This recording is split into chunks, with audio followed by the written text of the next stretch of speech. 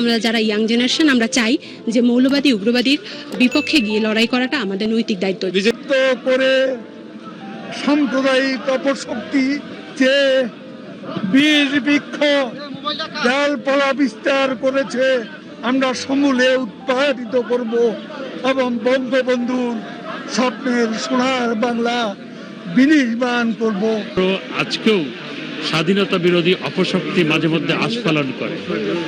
এটির অন্যতম প্রধান কারণ হচ্ছে এই স্বাধীনতা বিরোধী অপশক্তির পৃষ্ঠপোষকতা করে বেগম খালেদা জিয়ার নেতৃত্বাধীন জিয়াউর রহমানের প্রতিষ্ঠিত বিএনপি।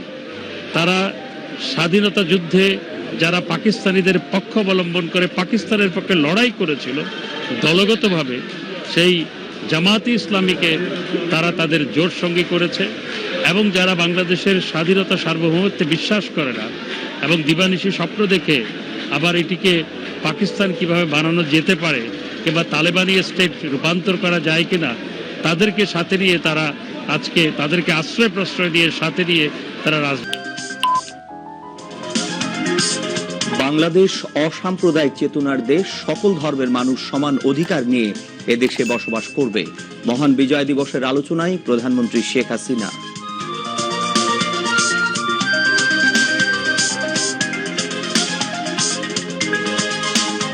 বিজয় দিবসে জাতি বিনম্র শ্রদ্ধায় স্মরণ করল মুক্তিযুদ্ধে আত্মদানকারী বীর শহীদদের। জাতীয় স্মৃতিসৌধে রাষ্ট্রপতি ও প্রধানমন্ত্রীর শ্রদ্ধা নিবেদন।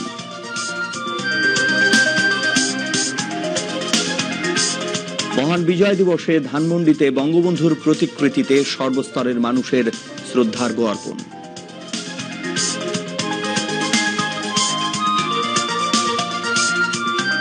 শেখ হাসিনা নরেন্দ্র মোদী বৈঠক আজ, বেশ কয়েকটি সমঝোতা স্মারক স্বাক্ষরের আশাবাদ।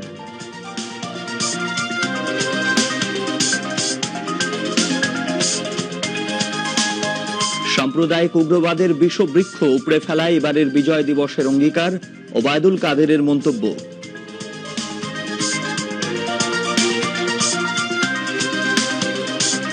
এবং বিএনপির পৃষ্ঠপোষকতার কারণেই আজও দেশের স্বাধীনতা বিরোধীরা আস্ফালন করতে পারছে, ডক্টর হাসান মাহমুদের মন্তব্য। আসসালামু আলাইকুম। বিটিভি ও বিটিভি ওয়ার্ল্ডের সকালের সংবাদে আপনাদের আমন্ত্রণ জানাচ্ছি আমি হাসানুর রহমান। এতক্ষণ সংবাদ শিরোনাম শুনলেন, এবারে বিস্তারিত।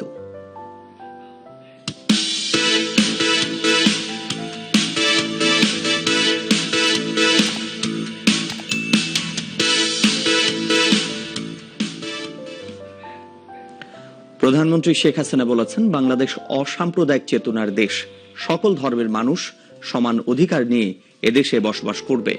গতকাল বিজয় দিবস উপলক্ষে রাজধানীর 23 বঙ্গবন্ধু এভিনিউয়ে বাংলাদেশ আওয়ামী লীগ আয়োজিত আলোচনা সভায় একথা বলেন প্রধানমন্ত্রী। অনুষ্ঠানে গণভবন থেকে ভার্চুয়াল প্ল্যাটফর্মে যুক্ত ছিলেন প্রধানমন্ত্রী। প্রধানমন্ত্রী বলেন, বঙ্গবন্ধুর আদর্শ ধারণ করে ক্ষুধা ও দারিদ্র্যমুক্ত বাংলাদেশ গড়াই হবে এবারের বিজয় দিবসের প্রতিজ্ঞা। বিস্তারিত আতাউর রহমানের রিপোর্টে, ক্যামেরায় ছিলেন রুবায়াত হাসান। মহান বিজয় দিবস উপলক্ষে বাংলাদেশ আওয়ামী লীগের আয়োজন আলোচনা সভার। করোনার কারণে ভার্চুয়ালি আলোচনা সভায় গণভবন থেকে যুক্ত হন দলীয় সভাপতি প্রধানমন্ত্রী শেখ হাসিনা। বক্তব্যের শুরুতেই দেশবাসীকে বিজয়ের শুভেচ্ছা জানান প্রধানমন্ত্রী।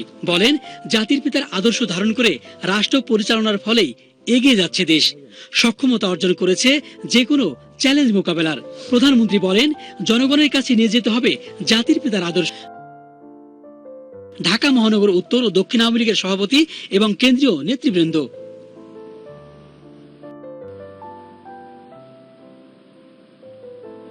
আতাউর রহমান, বাংলাদেশ টেলিভিশন।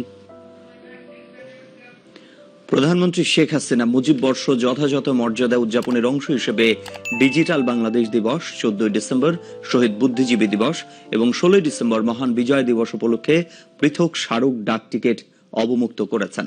প্রধানমন্ত্রী গতকাল গণভবনে বাংলাদেশ ডাক বিভাগ কর্তৃক প্রকাশিত এসব স্মারক ডাক টিকিট অবমুক্ত করেন।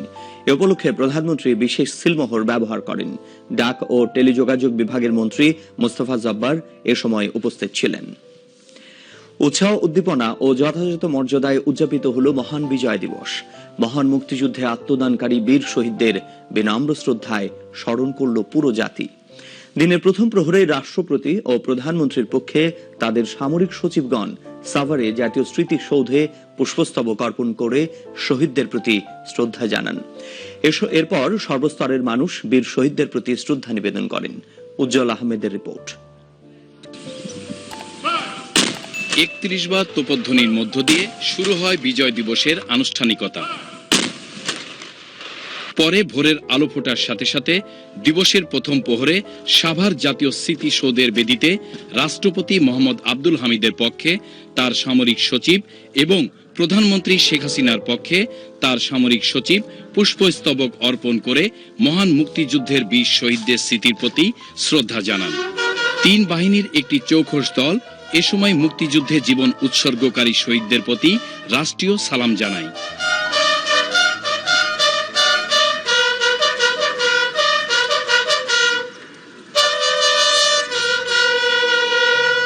এরপর জাতীয় সংসদের স্পিকারের পক্ষে শহীদদের প্রতি শ্রদ্ধা জানানো হয়। আওয়ামী লীগের পক্ষে দলের সাধারণ সম্পাদক ওবায়দুল কাদের নেতৃবৃন্দকে নিয়ে শ্রদ্ধা নিবেদন করেন। এরপর আওয়ামী লীগের বিভিন্ন সহযোগী সংগঠন, বিভিন্ন মন্ত্রণালয় এবং ঢাকা উত্তর ও দক্ষিণ সিটি কর্পোরেশন, সরকারি ও বেসরকারি প্রতিষ্ঠান সহ সর্বস্তরের মানুষ স্মৃতিসৌধের বেদিতে পুষ্পমাল্য অর্পণ করে ৭১-এর বীর শহীদদের প্রতি সম্মান জানান। মুক্তিযুদ্ধের চেতনা অক্ষুণ্ণ রাখতে স্বাধীনতা বিরোধীদের কোনো প্রকার ছাড় না দেওয়ার দৃঢ় প্রত্যয় ব্যক্ত করেন শ্রদ্ধা জানাতে আসা সাধারণ মানুষ। আমরা যারা ইয়াং জেনারেশন আমরা চাই যে মৌলবাদী উগ্রবাদীর বিপক্ষে গিয়ে লড়াই করাটা আমাদের নৈতিক দায়িত্ব। বিজয় দিবসে সবাই আমরা এক হয়ে বাংলাদেশকে উন্নয়নের দিকে ধাবিত হয়ে আমরা যেন কেউ দ্বিধাদ্বন্দ্ব সৃষ্টি না করি, আমরা যেন এগিয়ে যাই। বেলা বাড়ার সাথে সাথে বাড়তে থাকে সাধারণ মানুষের ভিড়। লাল সবুজে পুরো স্মৃতিসৌধ এলাকা যেন একখণ্ড বাংলাদেশ। দীর্ঘ ৯ মাস যুদ্ধ শেষে এই দিনে বাঙালি আলিঙ্গন করেছিল বিজয়ের আনন্দ। লাখো শহীদের রক্তের বিনিময়ে বিশ্বের মানচিত্রে এঁকে দিয়েছিল স্বাধীন সার্বভৌম দেশ বাংলাদেশ। উজ্জ্বল আহমেদ, বাংলাদেশ টেলিভিশন। এদিকে মহান বিজয় দিবস উপলক্ষে ধানমন্ডির ৩২ নম্বরে জাতির পিতা বঙ্গবন্ধু শেখ মুজিবুর রহমানের প্রতিকৃতিতে শ্রদ্ধা নিবেদন করেছেন সর্বস্তরের মানুষ। বাংলাদেশ আওয়ামী লীগ সহ অন্যান্য রাজনৈতিক, সামাজিক ও সাংস্কৃতিক সংগঠনের হাজারো নেতাকর্মী বঙ্গবন্ধুর প্রতিকৃতিতে পুষ্পার্ঘ্য অর্পণ করেন। রিপোর্ট খালিদা হাসানের। মহান বিজয় দিবসে ভোর হতেই হাজারো মানুষের ঢল নামে জাতির পিতা বঙ্গবন্ধু শেখ মুজিবুর রহমানের স্মৃতি বিজড়িত ধানমন্ডির ৩২ নম্বরে। বিজয়ের স্লোগানে মুখরিত হয়ে ওঠে চারপাশ। মহান বিজয় দিবস উপলক্ষে ৩২ নম্বরে জাতির পিতার প্রতিকৃতিতে ফুল দিয়ে শ্রদ্ধা নিবেদন করে বাংলাদেশ আওয়ামী লীগ। সংগঠনের সাধারণ সম্পাদক ওবায়দুল কাদেরের নেতৃত্বে দলের কেন্দ্রীয় নেতৃবৃন্দ হাজারো কর্মী নিয়ে বঙ্গবন্ধুর প্রতিকৃতিতে ফুল দিয়ে শ্রদ্ধা জানান। এরপর আওয়ামী লীগের বিভিন্ন সহযোগী সংগঠনের পক্ষ থেকে বঙ্গবন্ধুর প্রতিকৃতিতে ফুল দিয়ে শ্রদ্ধা জানানো হয়। আওয়ামী লীগ ঢাকা মহানগর উত্তর ও দক্ষিণ, যুবলীগ কেন্দ্রীয় কমিটি, স্বেচ্ছাসেবক লীগ, বাংলাদেশ কৃষক লীগ, জাতীয় শ্রমিক লীগ, মহিলা আওয়ামী লীগ, মহিলা শ্রমিক লীগ, বঙ্গবন্ধু সাংস্কৃতিক জোট সহ বিভিন্ন সংগঠনের পক্ষ থেকে বঙ্গবন্ধুর প্রতিকৃতিতে ফুল দিয়ে শ্রদ্ধা নিবেদন করেন হাজারো নেতাকর্মী। এছাড়া অন্যান্য রাজনৈতিক, সামাজিক, সাংস্কৃতিক ও পেশাজীবী সংগঠন সহ সর্বস্তরের মানুষ মহান বিজয় দিবস উপলক্ষে বঙ্গবন্ধুর প্রতিকৃতিতে পুষ্পার্ঘ্য অর্পণ করেন। বঙ্গবন্ধু ও বীর মুক্তিযোদ্ধাদের চেতনায় দীক্ষিত হয়ে উগ্রতা ও সাম্প্রদায়িকতা প্রতিরোধে রুখে দাঁড়ানোর প্রত্যয় ব্যক্ত করেন শ্রদ্ধা জানাতে আসা সর্বস্তরের মানুষ। খালিদা হাসান, বাংলাদেশ টেলিভিশন, ঢাকা। প্রধানমন্ত্রী শেখ হাসিনা ও ভারতের প্রধানমন্ত্রী নরেন্দ্র মোদীর মধ্যকার ভার্চুয়াল বৈঠক আজ অনুষ্ঠিত হবে। বৈঠকে দুই নেতা করোনাকালীন পরবর্তী সময়ে সহযোগিতা আরও জোরদার করা সহ দ্বিপক্ষীয় সম্পর্কের সব বিষয়ে বিস্তৃত আলোচনা করবেন। এছাড়া বৈঠকে বাংলাদেশ ও ভারতের মধ্যে চিলাহাটি হলদিবাড়ি রেল সংযোগ উদ্বোধন করা হবে। ভার্চুয়াল বৈঠক চলাকালে বিভিন্ন ক্ষেত্রে কয়েকটি সমঝোতা স্মারক স্বাক্ষরিত হবে বলে আশা করা যাচ্ছে। এর আগে চলতি বছর মার্চে দক্ষিণ এশিয়ায় কোভিড-19 পরিস্থিতি মোকাবেলায় সহযোগিতা নিয়ে সার্কভুক্ত দেশগুলোর ভার্চুয়াল বৈঠকে দুই প্রধানমন্ত্রী যোগ দিয়েছিলেন।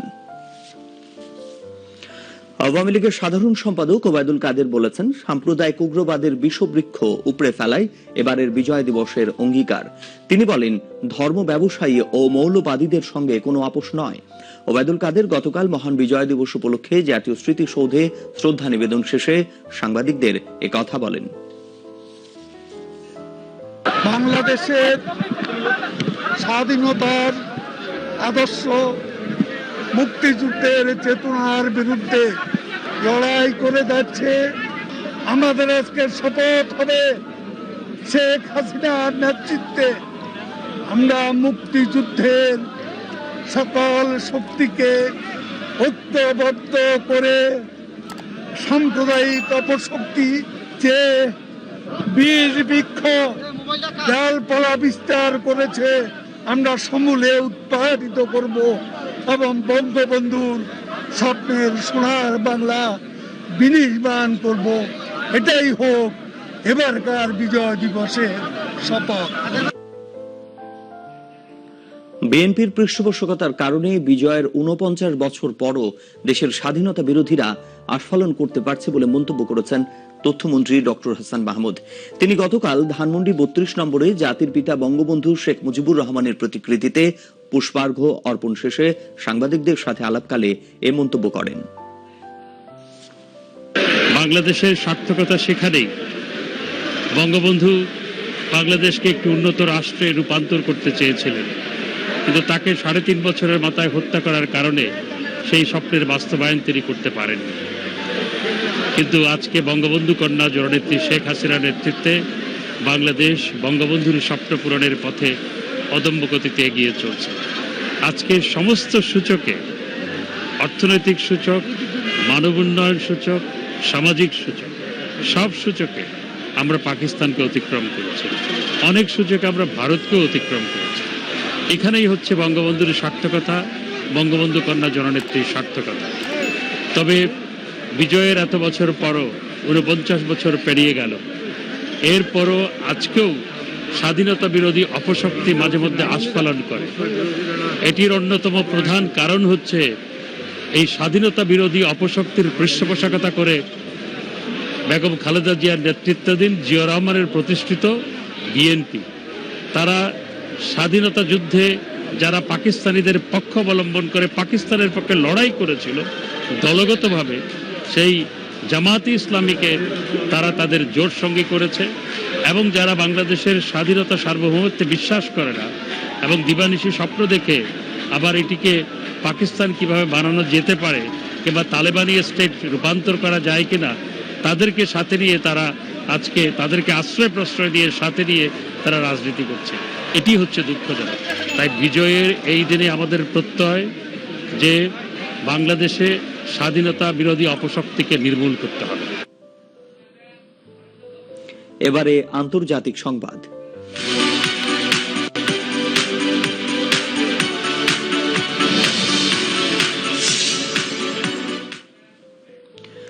বিশ্ব স্বাস্থ্য সংস্থা বলেছে, করোনা ভাইরাসের উৎসস্থল খুঁজতে আগামী মাসে চীনের ওহানে যাচ্ছে 10 জনের আন্তর্জাতিক বিজ্ঞানীর একটি দল। তবে স্বাধীন এই তদন্তে চীন অনুমতি দিতে আগ্রহী ছিল না। বিশ্ব স্বাস্থ্য সংস্থার সঙ্গে বিষয়টিতে অনেক সময় নিয়ে দর কষাকষি করেছে চীন। এদিকে বড়দিনের আগেই ইউরোপের বিভিন্ন দেশ করোনার টিকাদান কর্মসূচি শুরু করার পরিকল্পনা করছে। ইউরোপীয় ওষুধ সংস্থা এমা জানিয়েছে, 21 ডিসেম্বর থেকে ইউরোপীয় ইউনিয়নের 27 সদস্য দেশে বায়োএনটেক ও ফাইজারের টিকা দেয়া শুরু হবে। টিকাটি ইতোমধ্যে যুক্তরাজ্য, যুক্তরাষ্ট্র ও কানাডাতে জরুরি ব্যবহারের অনুমোদন পেয়েছে। বিশ্বে নভেল করোনা ভাইরাসে মোট মৃতের সংখ্যা 16,54,000 ছাড়িয়েছে এবং মোট আক্রান্তের সংখ্যা 7,45,14,000-এর বেশি। এছাড়া কোভিড-19 থেকে এখন পর্যন্ত সুস্থ হয়েছেন 5,23,54,000-এর বেশি মানুষ। কোভিড-19 সবচেয়ে ক্ষতিগ্রস্ত দেশ যুক্তরাষ্ট্রে গত 24 ঘন্টায় 3,449 জন সহ মোট মৃতের সংখ্যা দাঁড়িয়েছে 3,14,000-এর বেশি এবং মোট আক্রান্তের সংখ্যা 1,73,92,000-এর বেশি মানুষ। গ্রাম হবে শহর, আসছে আলোর প্রহর। প্রধানমন্ত্রীর এই স্লোগানে কুমিল্লায় বিভিন্ন উপজেলায় সৌর বিদ্যুতে আলোকিত হয়েছে। প্রত্যন্ত এলাকায় যেখানে বিদ্যুতের আলো পৌঁছায়নি সেখানে হারিকেন কিংবা কুপি নয়, সৌর বিদ্যুতের আলোয় পড়ালেখা করছে শিক্ষার্থীরা। আলোকিত হয়েছে প্রত্যন্ত এলাকার মানুষ। কুমিল্লা জেলা প্রতিনিধি রাবে আক্তারের পাঠানো তথ্যচিত্র নিয়ে ডেস্ক রিপোর্ট। কুমিল্লার প্রায় সবকটি উপজেলা শতভাগ বিদ্যুতের আওতায় আসলেও প্রান্তিক এলাকার মানুষের জন্য সৌর বিদ্যুৎই একমাত্র ভরসা। সরকারের দুর্যোগ মন্ত্রণালয়ের আওতায় সৌর বিদ্যুতের মাধ্যমে আলোকিত হচ্ছে গ্রামের রাস্তাঘাট। সোলার প্যানেলের মাধ্যমে আলো জ্বালিয়ে পড়ালেখা করতে পারছে এসব গ্রামের শিক্ষার্থীরা। শুধুমাত্র হোমনা তিতাস উপজেলায় সরকারের বরাদ্দকৃত প্রায় 600 স্ট্রিট লাইট ও 6000 হোম সিস্টেম প্যানেল দেয়া হয়েছে, যার সুফল পেতে শুরু করেছে সাধারণ মানুষ। এছাড়া মসজিদ, মাদ্রাসা, কবরস্থান সহ গ্রামের বিভিন্ন সড়ক আলোকিত হচ্ছে এই সোলার সিস্টেমের মাধ্যমে। বিভিন্ন জায়গায় মানুষ ভয় পেত, বিভিন্ন রাস্তাঘাট অন্ধকার ছিল, এখন সারা হোমনা উপজেলা আলোকিত হয়েছে। কারেন্ট গেলে সৌর বিদ্যুতের কারণে ছেলে মেয়ে লেখাপড়া করতেছে। সৌর বিদ্যুৎ দিয়ে কারেন্ট গেলে লেখাপড়া করতে পারে। আমরা 300 স্ট্রিট লাইট বিভিন্ন জায়গায় 3500-এর মতো হোম সিস্টেম তিতাস উপজেলা বিভিন্ন ইউনিয়নে ঘরে গ্রামে বিতরণ করা হয়েছে। সরকারের বরাদ্দকৃত বাজেটের অর্থ ব্যয় করা হচ্ছে সাধারণ মানুষের কল্যাণে। সোলার লাইটের আলোয় রাস্তাঘাট আলোকিত হওয়ায় কমে এসেছে চুরি, ছিনতাই সহ সব ধরনের অপরাধ প্রবণতাও। আলাদা বিদ্যুতিক খরচের প্রয়োজন হয় না, আমরা সৌর বিদ্যুৎটি ব্যবহার করতে পারছি। আমাদের যে সুবিধাটি হচ্ছে একেবারে প্রান্তিক পর্যায়ে আমাদের রাতের রাস্তাঘাটগুলি আগে অন্ধকার থাকতো, আইনশৃঙ্খলার অনেক অবনতি ঘটতো, এখন সেই ক্ষেত্রে অনেকটা কমে এসেছে। সংশ্লিষ্টদের অভিমত, সরকারের এ ধারাবাহিকতায় যেসব প্রত্যন্ত অঞ্চলে এখনো আলো পৌঁছয়নি, খুব শিগগির সেসব এলাকা অন্ধকার থেকে আলোকিত হবে সৌর বিদ্যুতের আলোয়। তারাও পাবে শহুরে জীবনের গতিময়তা। সীমা শারমিন, বাংলাদেশ টেলিভিশন।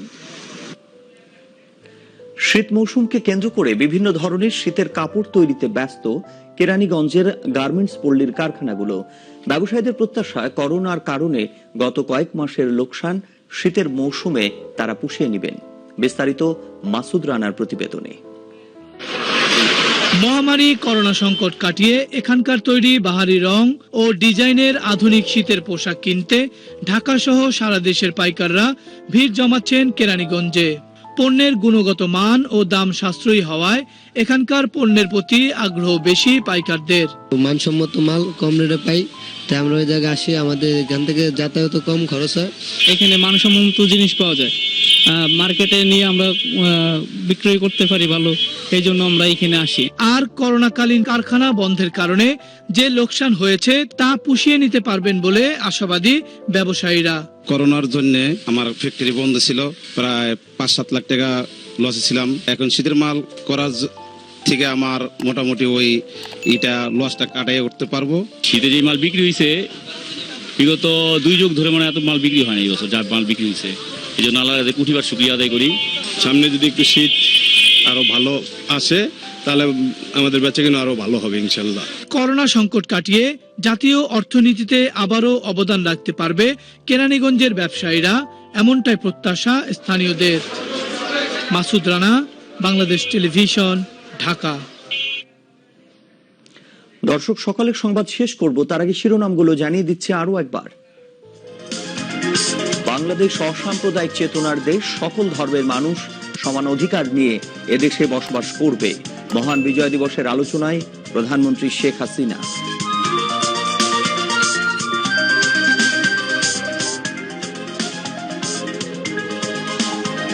বিজয় দিবসে জাতি বিনম্র শ্রদ্ধায় স্মরণ করল মুক্তিযুদ্ধে আত্মদানকারী বীর শহীদদের। জাতীয় স্মৃতিসৌধে রাষ্ট্রপতি ও প্রধানমন্ত্রীর শ্রদ্ধা নিবেদন। মহান বিজয় দিবসে ধানমন্ডিতে বঙ্গবন্ধুর প্রতিকৃতিতে সর্বস্তরের মানুষের শ্রদ্ধার্ঘ অর্পণ।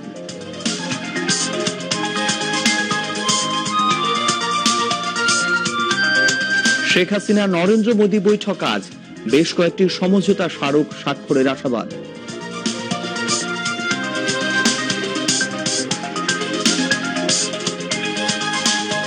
সাম্প্রদায়িক উগ্রবাদের বিষবৃক্ষ উপড়ে ফেলায় এবারের বিজয় দিবসের অঙ্গীকার, ওবায়দুল কাদেরের মন্তব্য।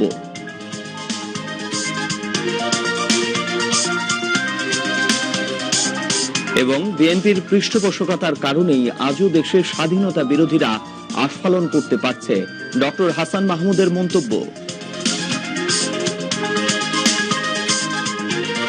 খবর শেষ হলো।